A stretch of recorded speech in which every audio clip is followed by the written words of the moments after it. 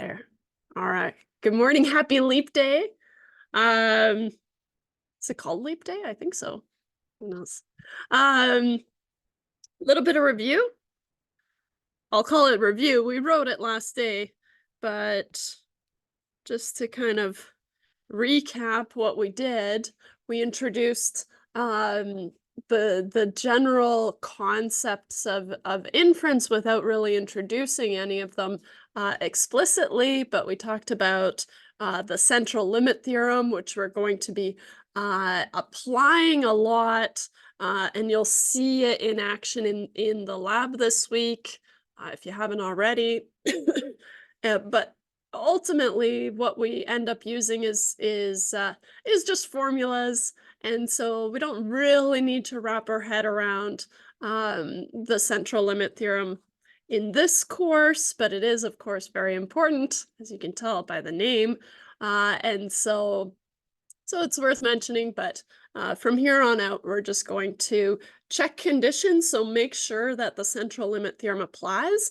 But after that, we just use formulas and we're fine. So we did introduce the two main things that we kind of do in inference. Confidence intervals, where we find a plausible range for some parameter, right? And so that's what we're going to do today, is introduce confidence intervals, see how they work, how do we build them, how do we interpret them? That's important, right? So the interpretation is a huge part of statistics, and usually why people are kind of, oh, this doesn't really feel like math anymore, because there's a lot of language around it. And so the interpretation, I would say, is one of the most important things.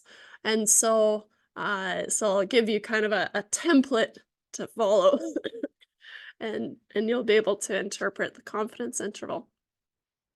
Next week, we're going to talk about hypothesis testing.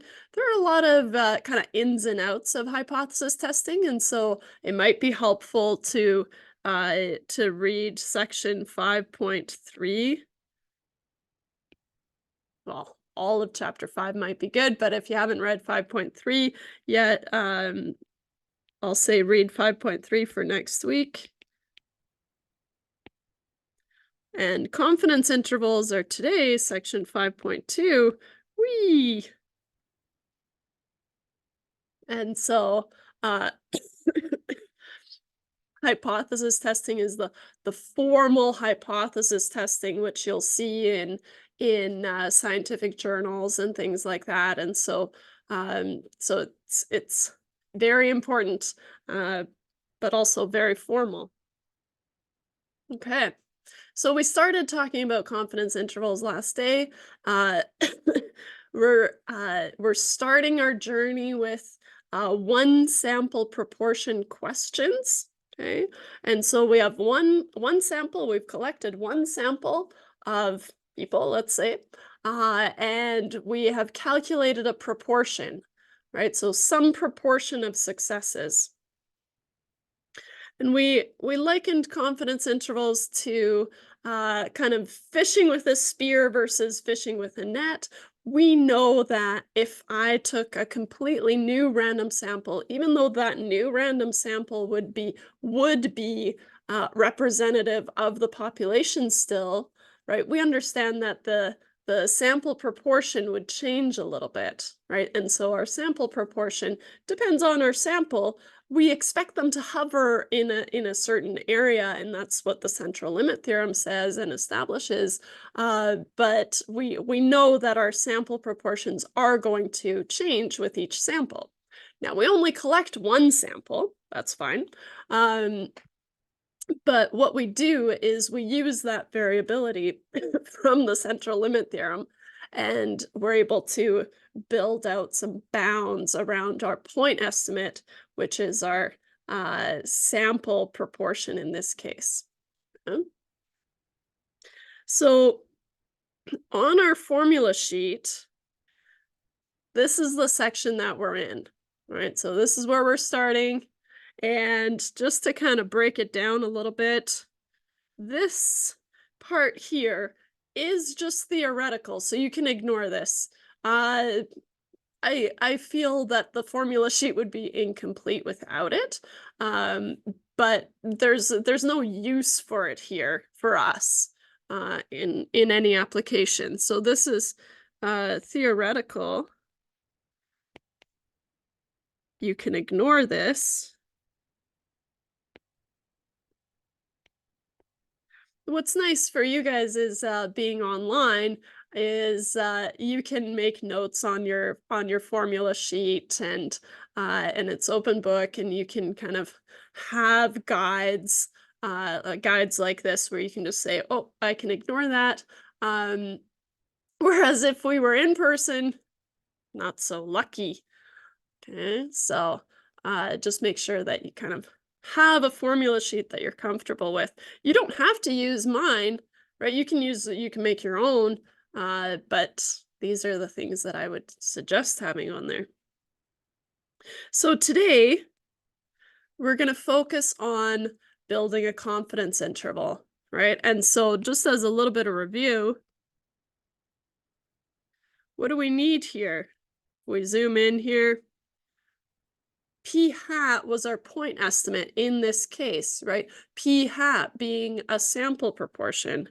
So P hat is the sample proportion.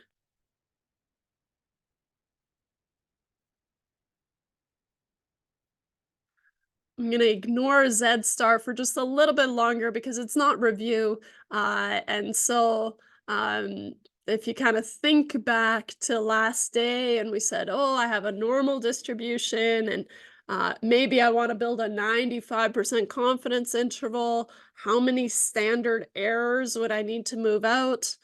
2 probably, right? 68, 95, 99.7 rule. So we know it, but I'm going to introduce it nice and slowly.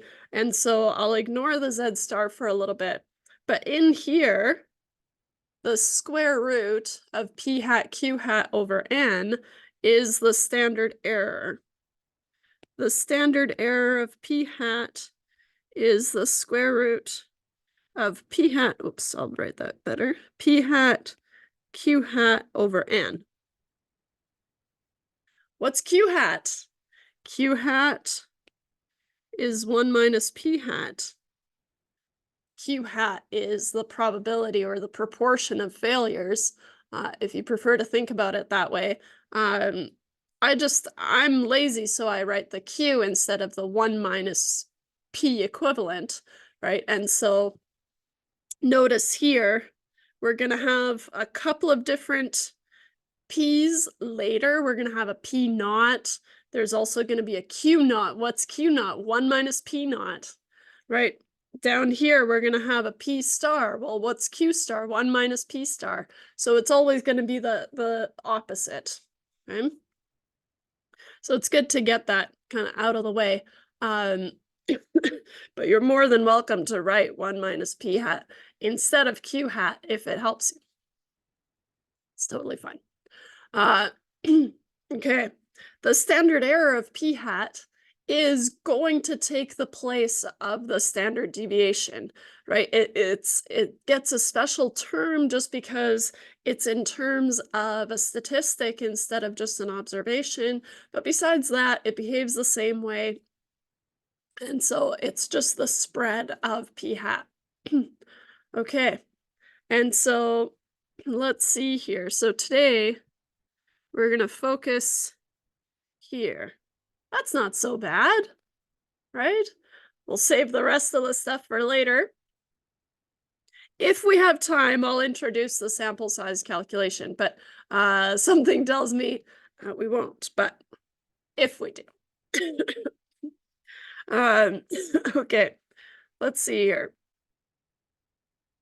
So, is there anything else I want to say before? I don't think so. Let's start with an example. Now, the slides really kind of rip ahead. I want to just read this example and then work through it together. And then the slides do outline the answers, obviously, but I just want to work through this problem together. And so I'm just going to add a page here. But oh, hey, can I get some? Phew. Okay, some lines. Eek. I'm not used to you guys being able to see my pen selection. Usually it's hidden in class. Okay. So the example that we're going to talk about is kind of familiar to us, right? Facebook keeps track of all the things that you like, and then it decides what to push on you. And sometimes it's kind of confusing. Usually they're bang on. They know exactly what I want to see. And so let's see here. So most commercial websites collect weird. Sorry, can't stand it. Collect data about their users' behavior and use these data to deliver targeted content, recommendations, and ads.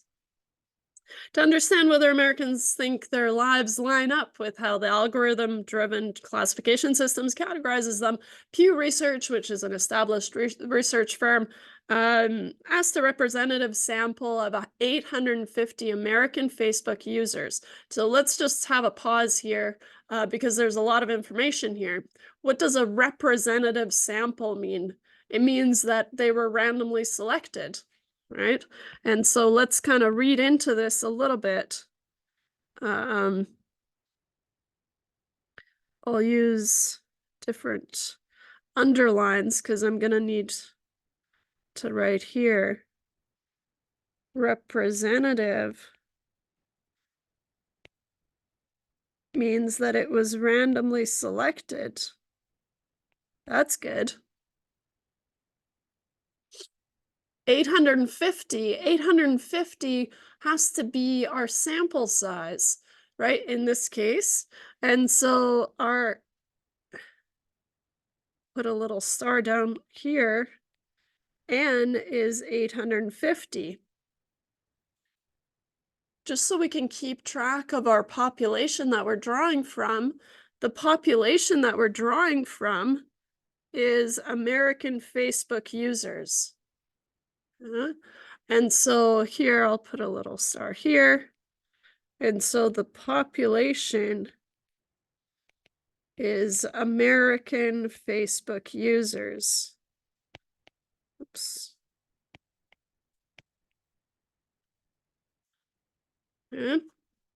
What does that mean? It means that our conclusions can only extend to American Facebook users, right? So that's something to keep in mind. We can only extend our conclusions to the population that we drew from, right? Which isn't, that crazy, but when you're bogged down in doing these calculations and then you have to interpret things, then that's easy to forget. I know that. So they asked a representative sample of 850 American Facebook users how accurately they feel the list of categories Facebook has listed for them on the page of their supposed interests actually represent them and their interests. Now, 67% of the respondents, okay, so now what is this? This is a sample proportion. Remember, a proportion is a probability, is a percentage, right? Just have to multiply it or divide it back by 100, depending on which direction you're moving in. But those three P's are all the same. And so here, when we have, let's see here. I'll do the stuff that's important for answering the questions in pink.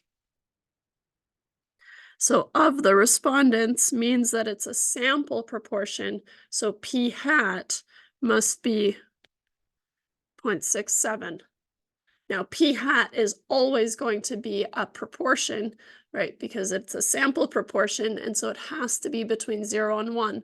Otherwise, the math isn't going to work. Yeah? And so it's because it's of the respondents. That's our sample proportion. What if they took a completely new random sample of 850 American Facebook users?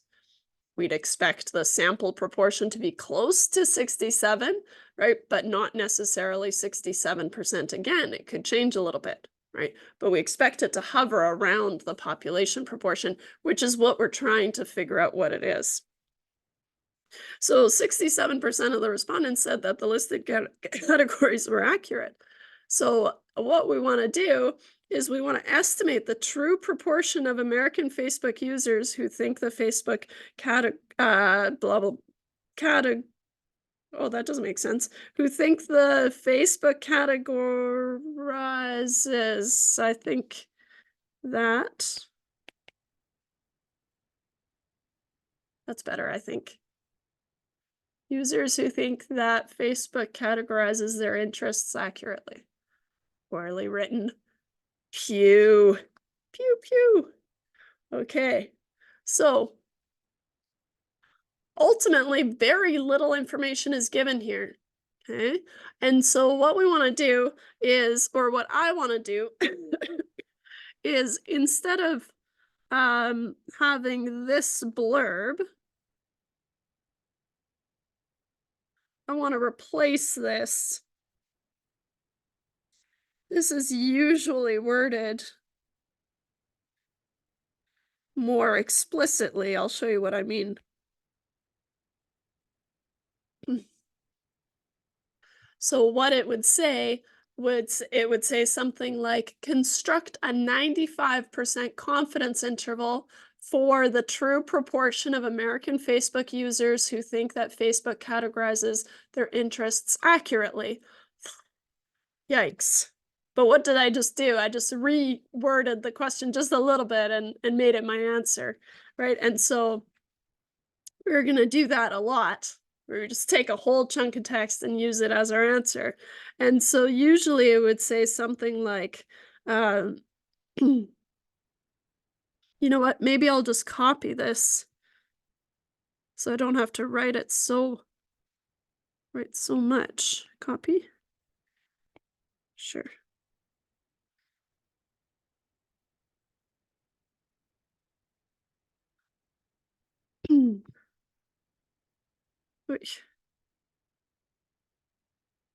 So instead of estimate, I would say construct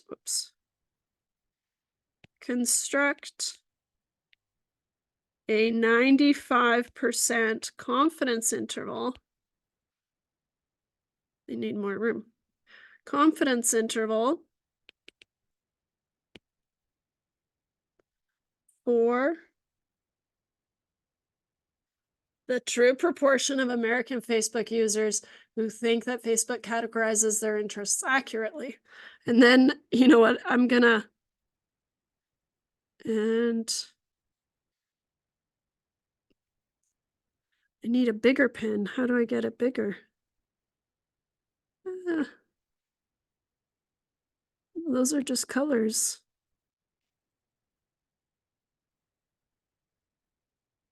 Oh, here. All I want to do is have some fun.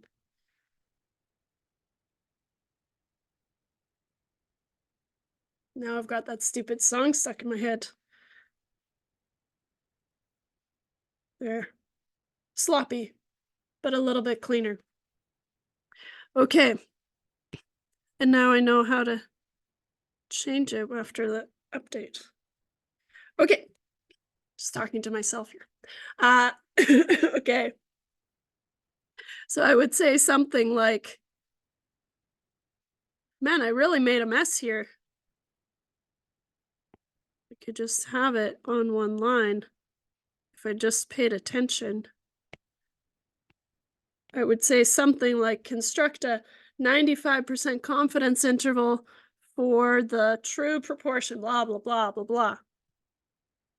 The key is, and what I want to highlight is that if I want you to make a confidence interval, I'm going to say it explicitly. I'm going to say construct a 95% confidence interval. Now, let's just think about last day where we developed the central limit theorem. And I know when I say that, you're kind of thinking, well, what? I don't remember really kind of establishing anything. Not to you, but to me, we did. We established a lot. And so what we said was, okay, just as a fact, as long as the conditions are satisfied, and we'll kind of circle back to that, but as long as the conditions are satisfied, then we can assume that these sample proportions follow a normal distribution. And that's really, really useful. In fact, we're going to say, okay, well, my sample proportion is my best guess at where the center is. Okay. And then we're going to say, well, the spread of this thing, this p hat, is the standard error of p hat, which is the square root of p hat q hat over n.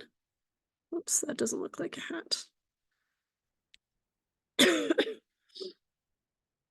So now, if we think back to, let's say, the 689599.7 rule, then what do we have to do? By the 689599.7 rule, I have to move out one standard error, two standard errors, right? The standard errors are now taking the place of the standard deviations, but they behave the same way.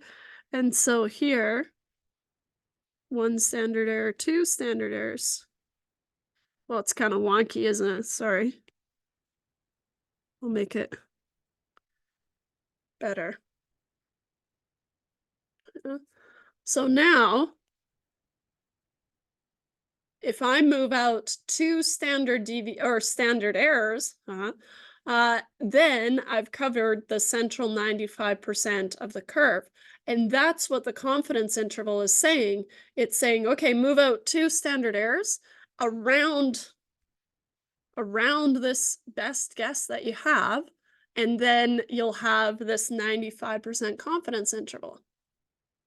Okay, and so for a 95% confidence interval, 95%, and I'm going to abbreviate confidence interval CI, but I'll write it down now, but it's really annoying to write it a bunch, so there. Confidential informant. No, confidence interval. So for a 95% confidence interval, we move out, we move out two standard errors from our point estimate. So from our best guess at what the population proportion is. Two standard errors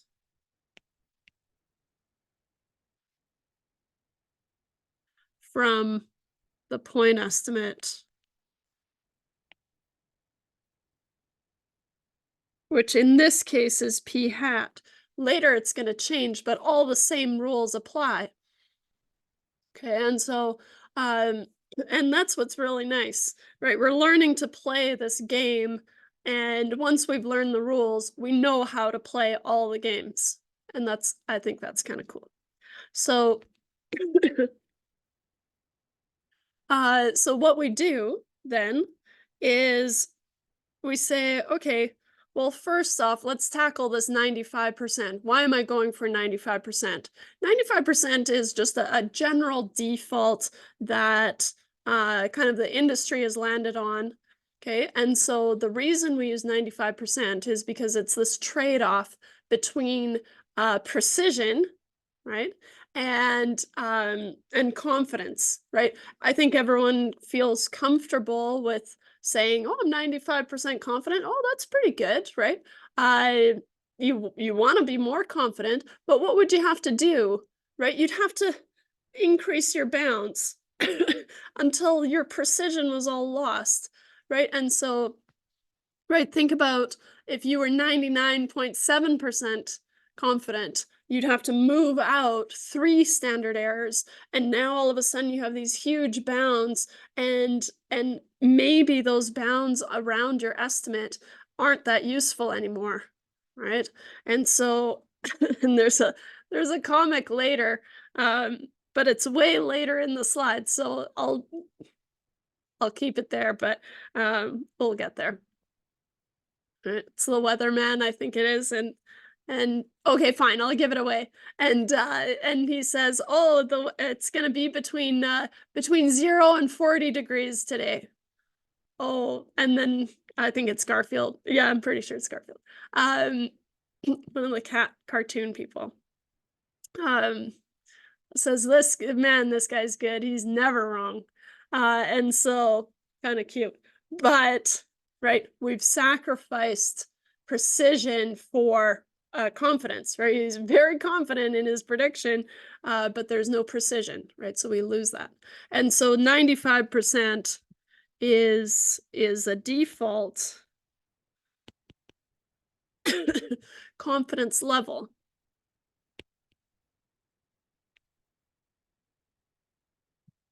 Uh, you might remember, because I feel like I made you do it. Um, it's not actually two, right? If you use the Z table, right? Because really, this is just going down to maybe I shouldn't write it there. Um, going down to standard errors. Well, the number of standard errors is the Z score, right? And so that's where we're going to get that Z star in our formula, right? But um, let's just see. So from earlier,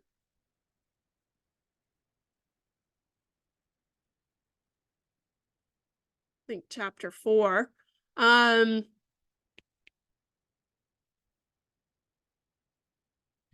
we can find a more precise value for this number of standard errors that we need to move out. So we can find a more precise value for the number of standard errors we need to move out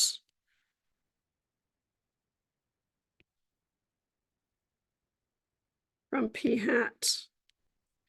Okay, so if we tackle this, just a regular Z distribution, right? The standard normal distribution is centered on 0 and with a standard deviation of 1. I want to capture the central 95%, right? You've got 95% here, which means that you have 5% split evenly amongst the tails. And so what I'm going to do is I'm going to change this to 0.025. Right, and then this area is 0.025. I'm converting it on the fly because I know my table is in proportions, not percentages, right? And so then the area between these two is 0.95. But we know the total has to be 1, right? And so you can just add up those pieces and just make sure that they add to 1, and they should. But then what are we doing here? We're going to try to find the Z. What Z makes this happen? We've done this before, right? But it's been a while. We had reading break and all that kind of fun stuff. What do we have to do here? We're looking for 0.025. Don't be distracted by these 0.0025 ones, because they're not what we're after, right? So you want to be really careful that you're going for 0.025. Now, lucky for us, it's on here exactly. That's not always the case, right? But nice example, right? So now I'm just going to highlight, right, the corresponding Z score. And I'm going to copy this and bring it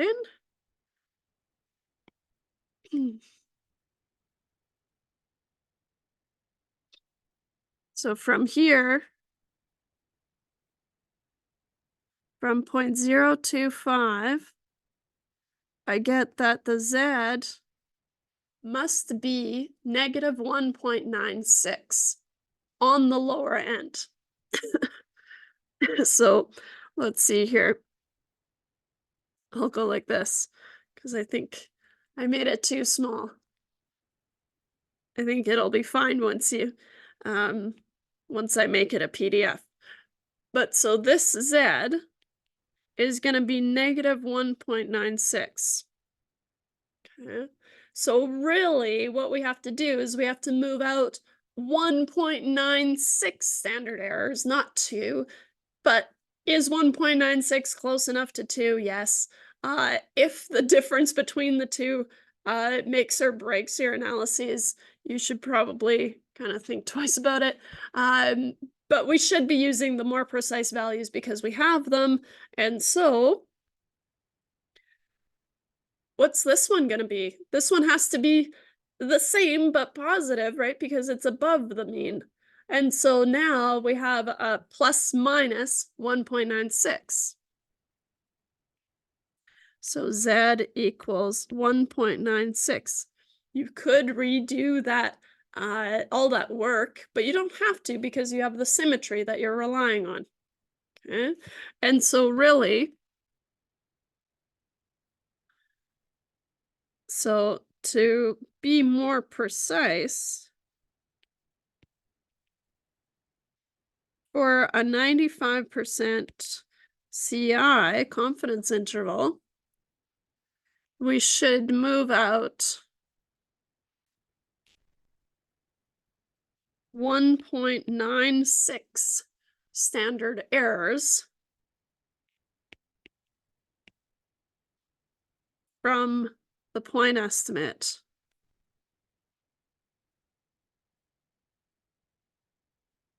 P hat.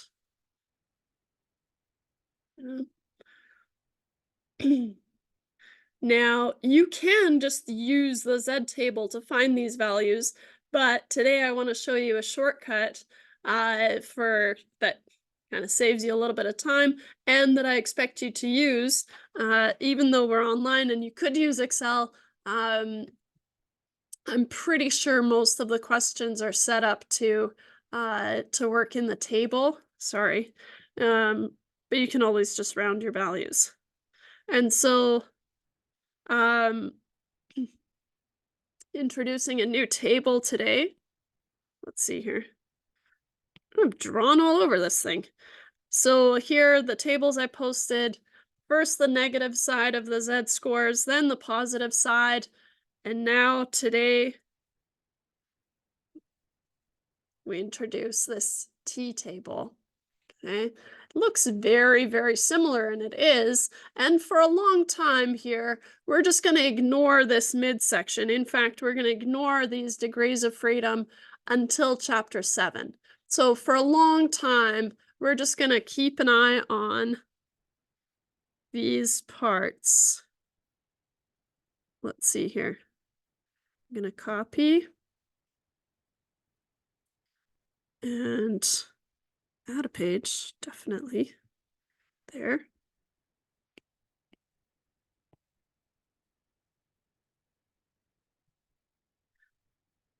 And what we want to do, so what we're doing is we're ignoring all of this here, all in due time.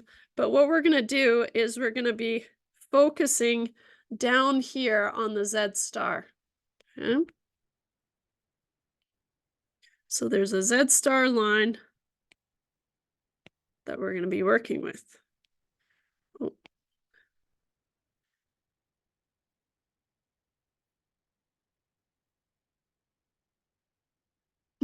So here,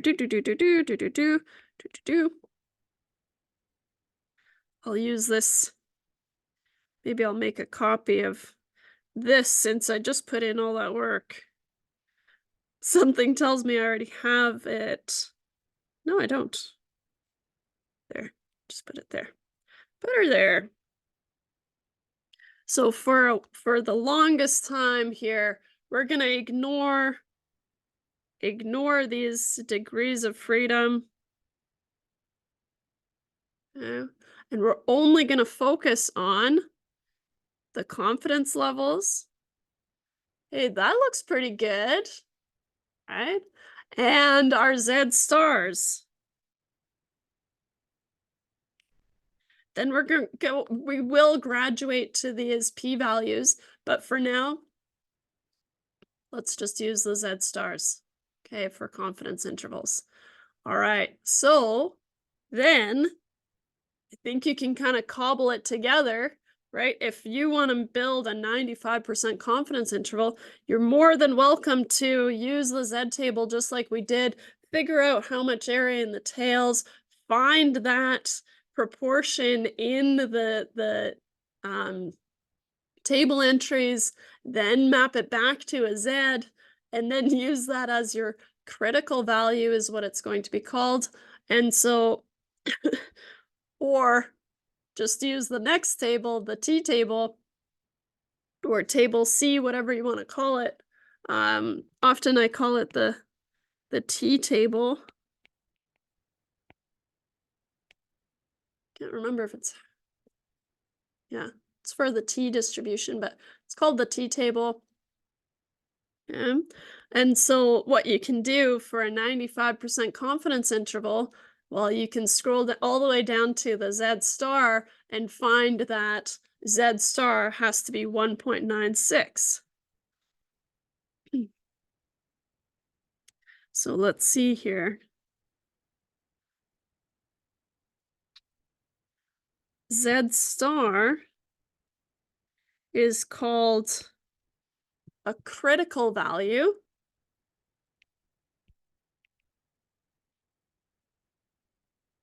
It's the critical value because it tells us how many standard errors to move out for the confidence interval. And so at the Z star for a 95% confidence interval, so using the T table, we find Z star equals 1.960 for a 95% confidence interval.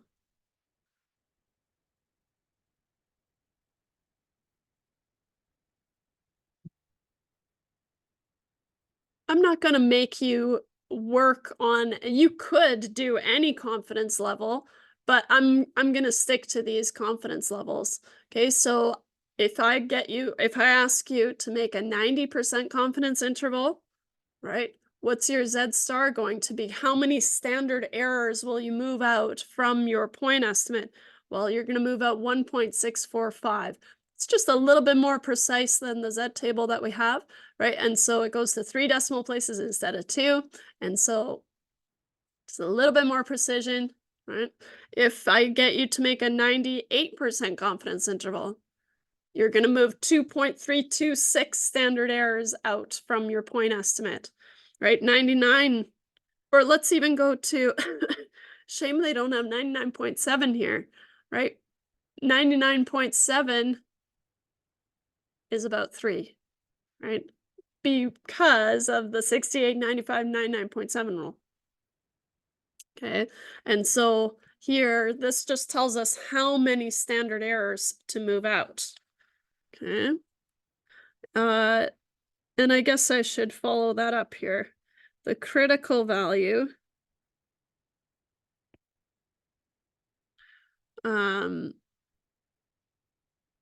tells us how many standard errors to move out from our point estimate. How many standard errors to move out from our point estimate.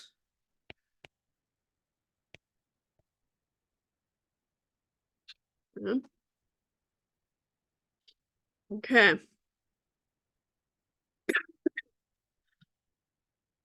So, good. Now I think we're ready. So, we've got our formula on our formula sheet. And let's see here. I'll re-highlight it, but I just want to copy it first.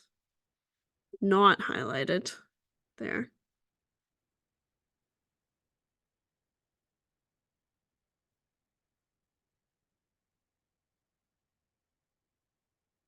So now for a confidence interval, now remember, we're trying to capture what P is, right? The population proportion. We use our point estimate, our best guess, P hat, and then we say, okay, I'm going to move out. So down a little, up a little. How much? Z star, which is going to come from what confidence level you want, right? Make a 95% confidence interval, make a 90% confidence interval, etc. And then how many standard errors do you have to move out? Well, then you need to know what the standard error is, and that's this portion here. A P hat, right? Whereas Z star is the critical value, and P hat is the point estimate.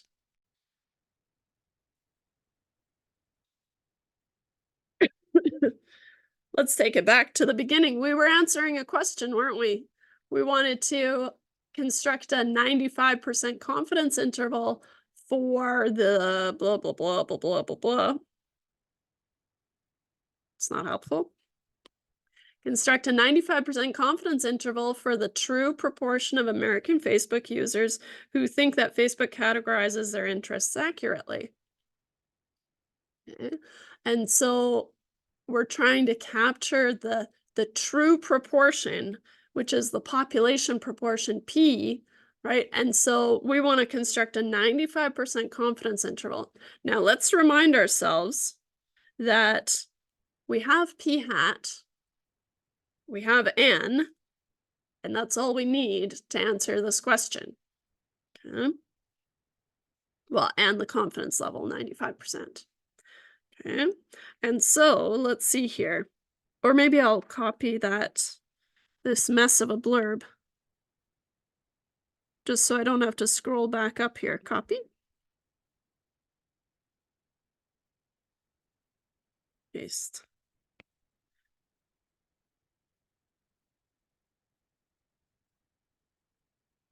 So here, we're given P hat is 0.67.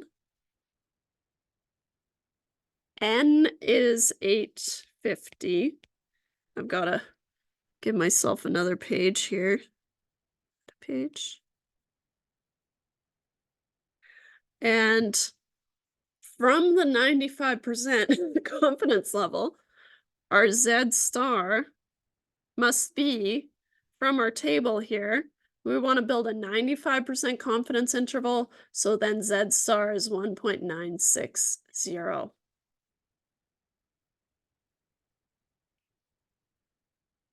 Let me ask you this. Would anything change in here except for the Z star if you changed it to a 90% confidence interval? No, right? Everything would just stay the same. Your sample information is your sample information.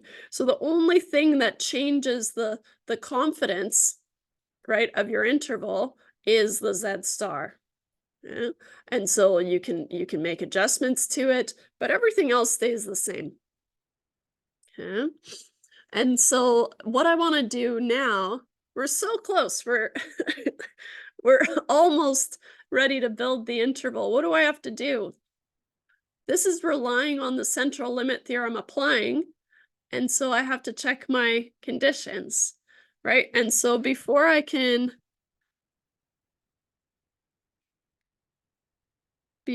we build the interval,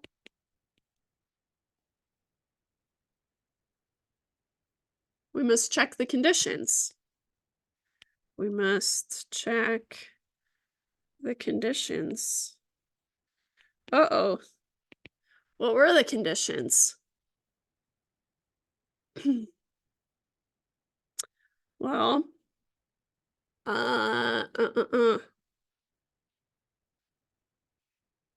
there's the independence condition. Oops. Independence condition. two things that we can check. The number one thing is, do we have a random sample, right? Is the sample representative of the population? And so we did establish, right? So they didn't say that it was randomly sampled explicitly. I'll go back up there. But they did say they have a representative sample, which means that we can assume that they were randomly selected, right? Which in turn means that we can assume that all these American Facebook users that they've selected are independent of each other. That's going to be really important because otherwise your sample proportion is going to be biased towards whatever group you've selected, right? And so here, how I'm going to phrase this, because they didn't explicitly say that it was randomly selected, I'm going to say, we assume the sample was randomly selected. That's fine. I'm allowed to assume that, right? And so that's how I'm going to phrase it. So it wasn't given. I'll call it random. So many colons here, sorry. We assume the sample was randomly selected.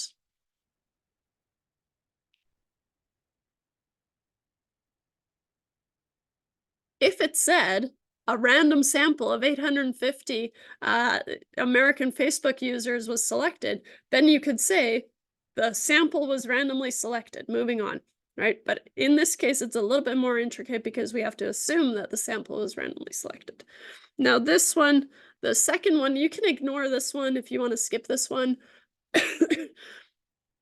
It's the n less than 10% of the population condition. I'll probably start skipping it very soon, but I just want you to see it in action. Now, the condition that we're checking is independence, right? And so in order for our observations to be independent of each other, one of the rules is that our sample size has to be less than 10% of the population.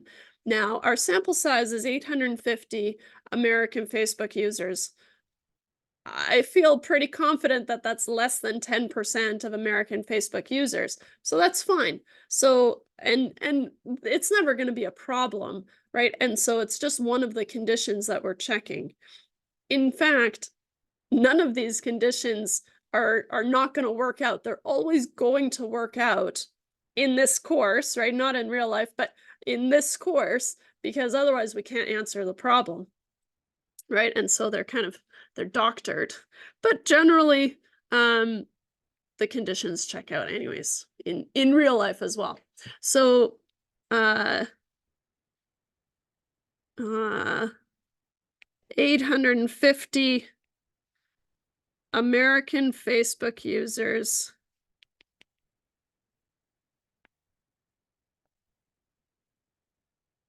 is less than 10% of the population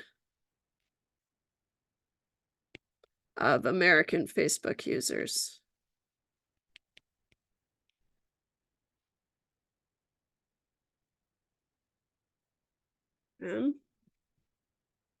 I will make a note here that this one is optional. Okay, you don't need to check that one because usually it's just as ridiculous as what we just saw. So the one that I want you to do is the random one. So that's the independent side of the conditions. What was the second part of the conditions? It was the normality condition or the sample size condition.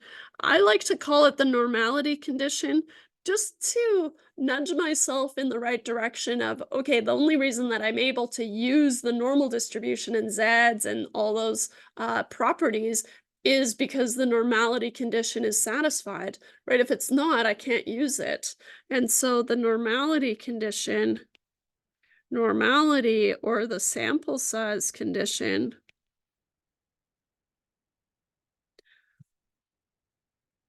also has two parts.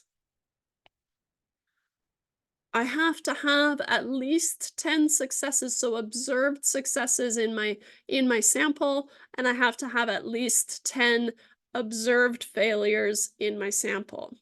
Okay, and so how we're going to check that is we can calculate the number of successes, right? And so I have my sample proportion and I have my n. What do we, okay. So maybe I'll write it down and then I'll elaborate. Okay. So the first condition is at least 10 observed successes in our sample. Yeah. So now I'll make a little subnote here. Recall that p hat is x over n, where x is the number of successes. And this is a capital X. X is the number of successes. You would get there just kind of by reasoning alone, right? If I told you that you have 850 American Facebook users and 67% of them were successes, right? You could get there. You could say, okay, well, then how many successes did I have? What would you do?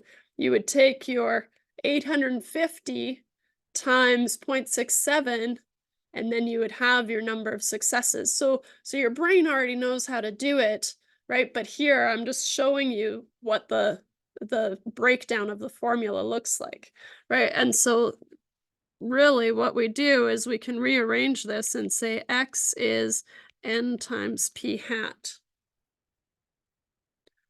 right? And that's going to be your number of successes, your observed successes.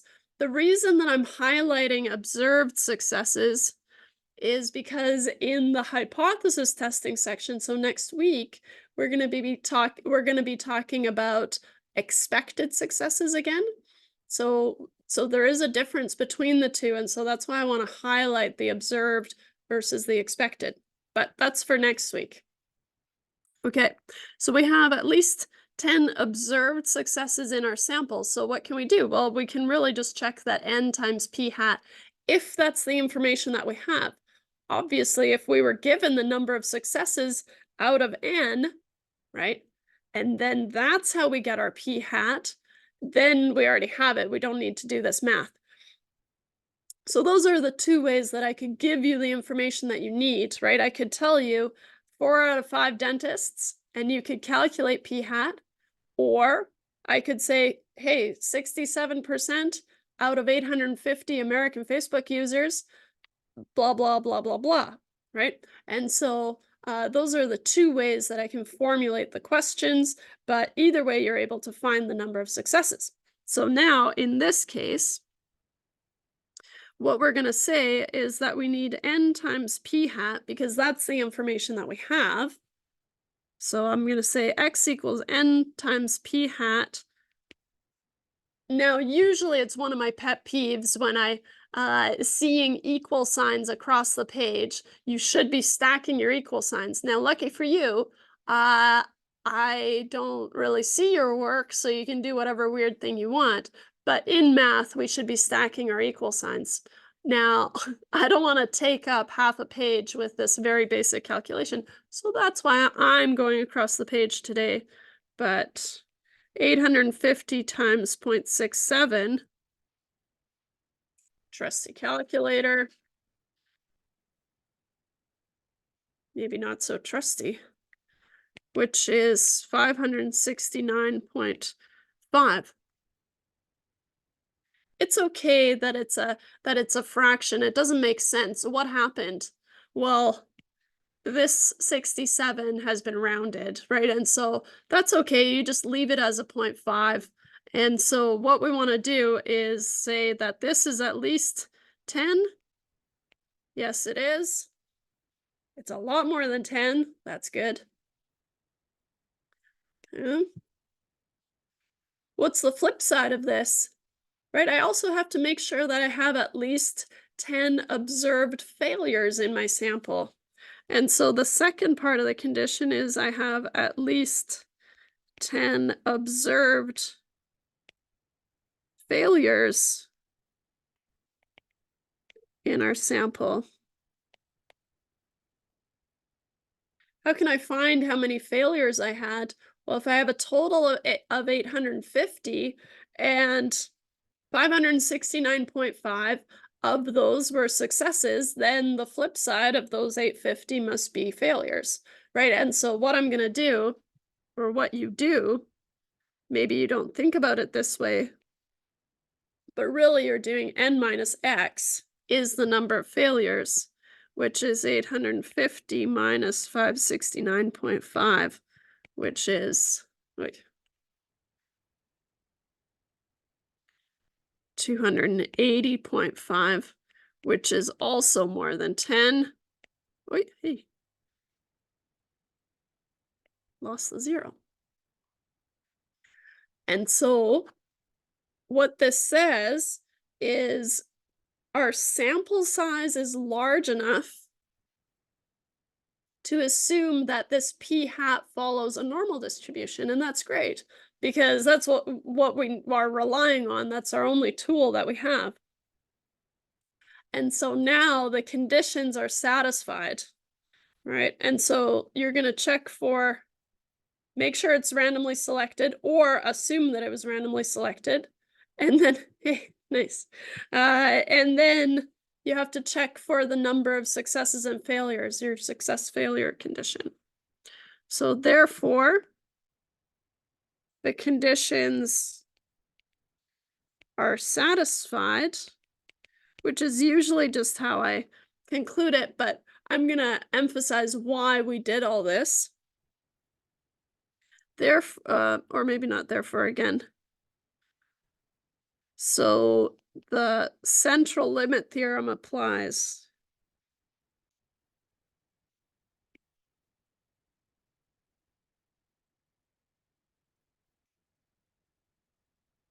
Now we can do our calculation.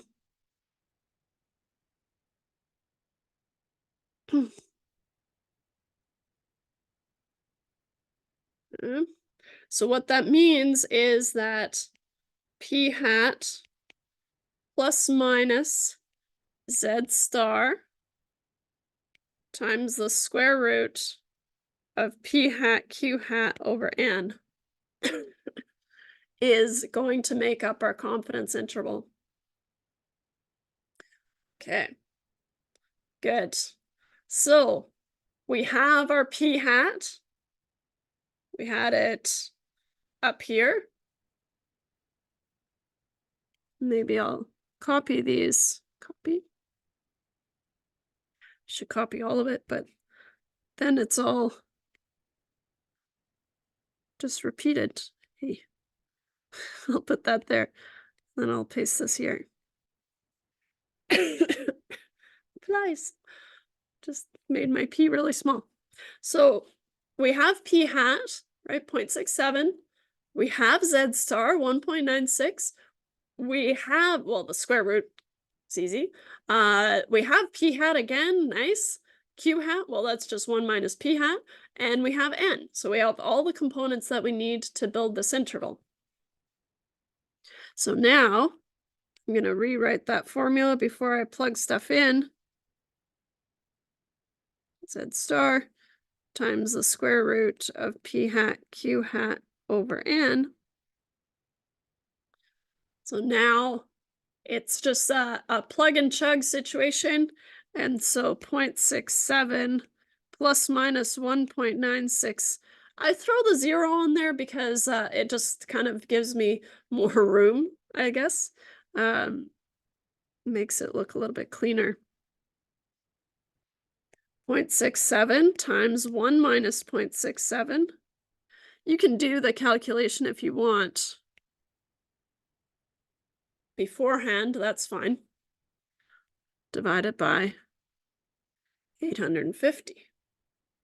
Right here, I'll highlight that q hat is 1 minus p hat, which is, in this case, 1 minus 0.67, which is 0.33 in this case.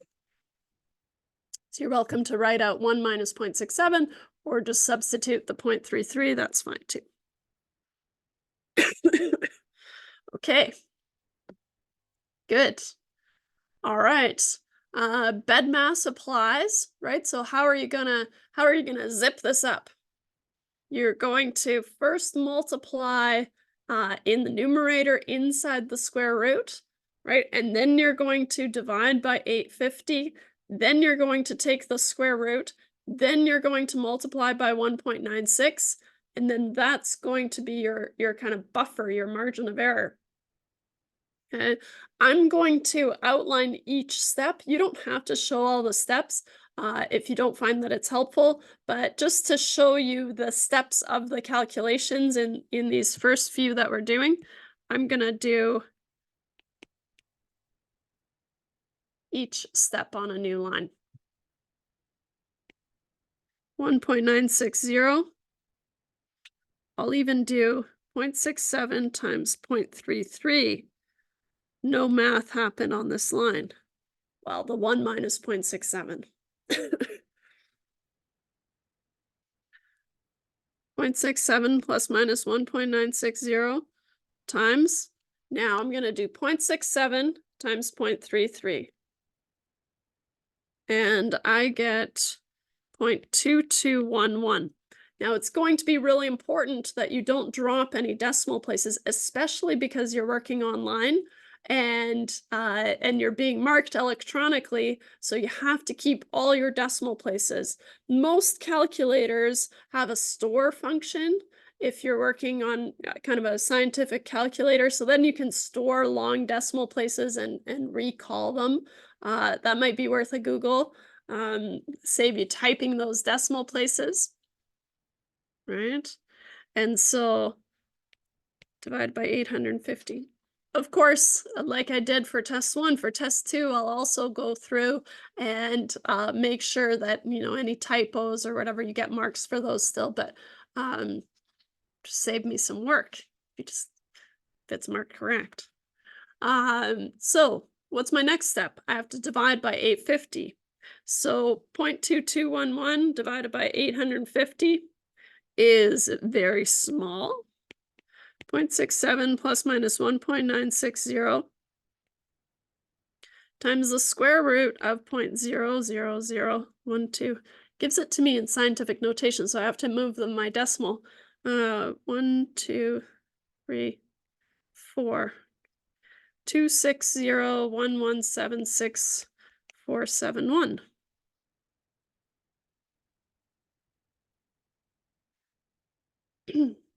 So then my next step is taking the square root of this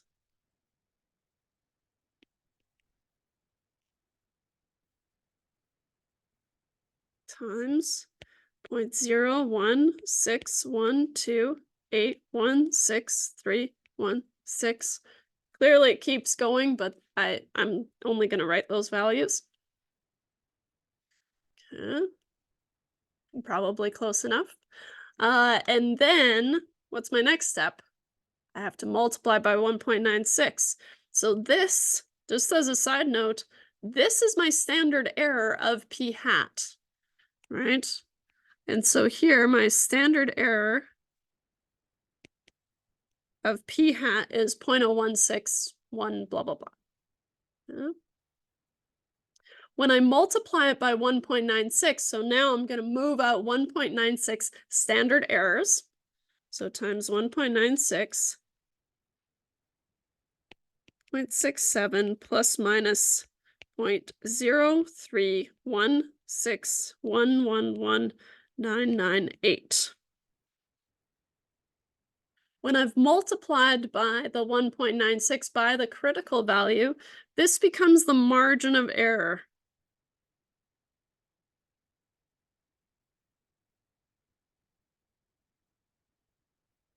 Which on your formula sheet is going to be called m, lowercase m, but usually we abbreviate it capital M-E or M-O-E, depending on what field you're in. if you're writing about it, but we're not going to work so much with the margin of error besides calculating a sample size. And so uh, I'll leave that for now. I was going to go into it. So keen. Right, but the margin of error is the amount that we're moving out in either direction from our point estimate 0.67. Okay?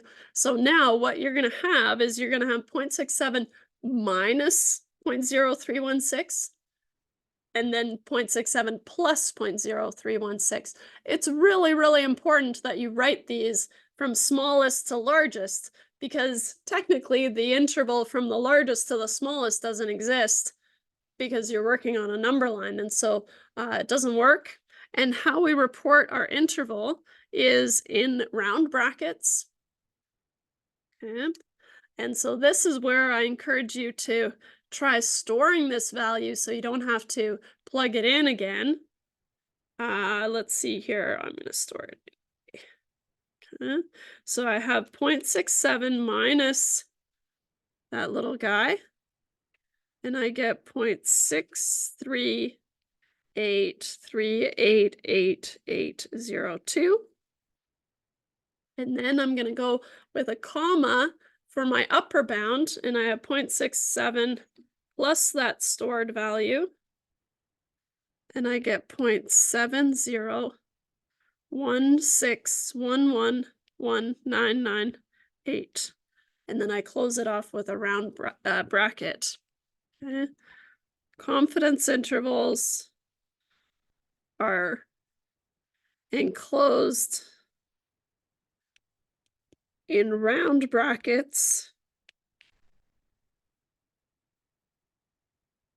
separated by commas, or by a comma. There's only one. By a comma here. So you've got your lower bound and then your upper bound. So here, I don't know why my iPad is glitching out.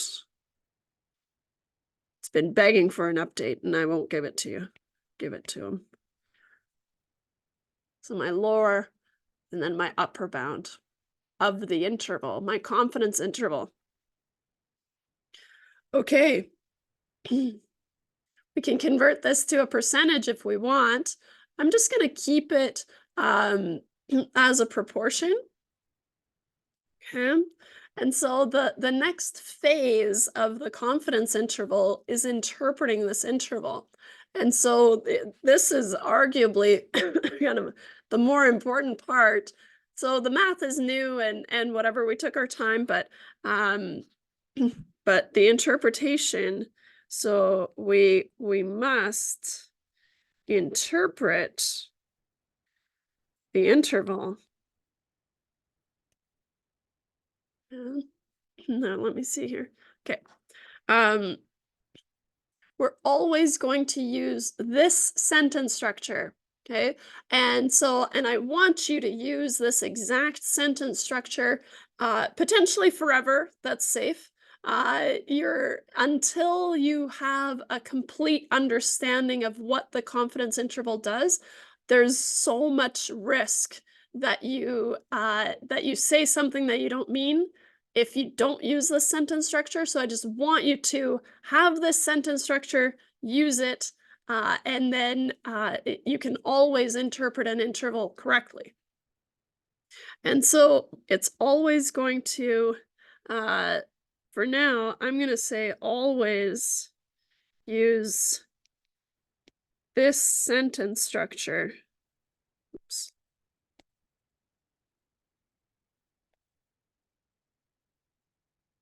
Until you've had that aha moment of, oh, I understand all the things that a confidence interval is not, right? That's the important thing, is not saying that it's something that it's not.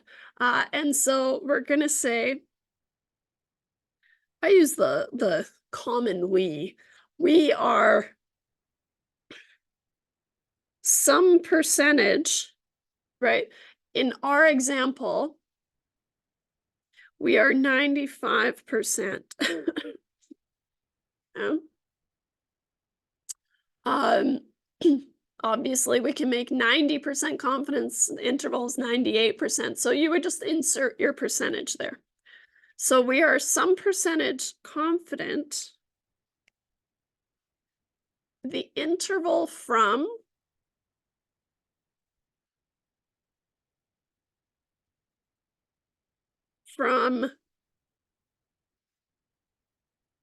blank to blank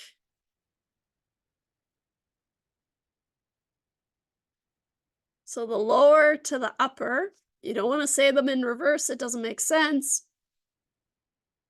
In this case, right, we had 0.638 to 0.70 384. You should have the same number of decimal places on both of them. That's why I had to add one on the first one. Okay, so the interval from 0.6384 to 0.7016, and here's the key part, captures, okay, that's going to be really important,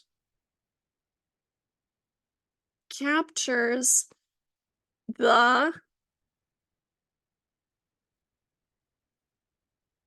parameter. Now, that parameter is quite lengthy, and this is the part where you're going to steal it from the question. Okay? And so it's going to be the parameter. Okay? And in this case, the parameter, which is for the population, in this case, the parameter is the true proportion of American Facebook users who think that Facebook categorizes their interests accurately. So it's not always kind of easy. Uh,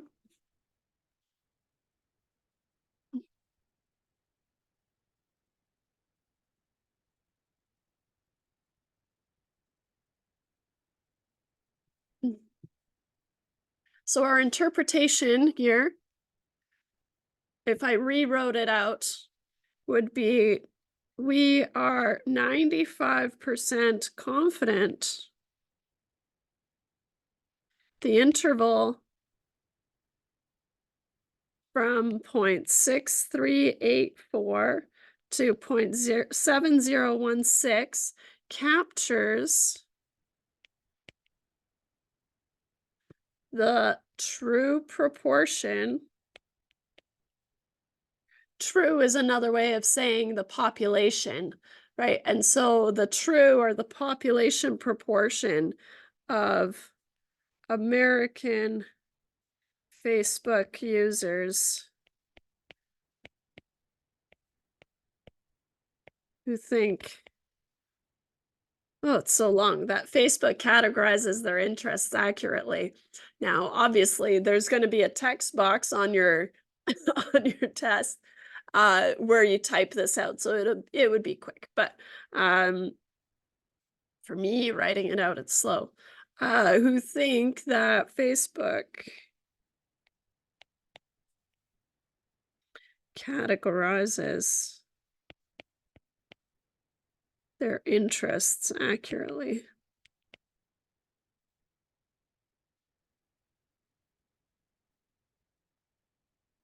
Okay.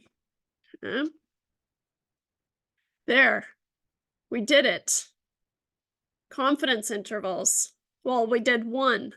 Not a lot of time to do more, but I'll give you an assignment for practice. Okay, so I just want to just show you that the rest of the slides outline what we did, and I'm just gonna zip through them.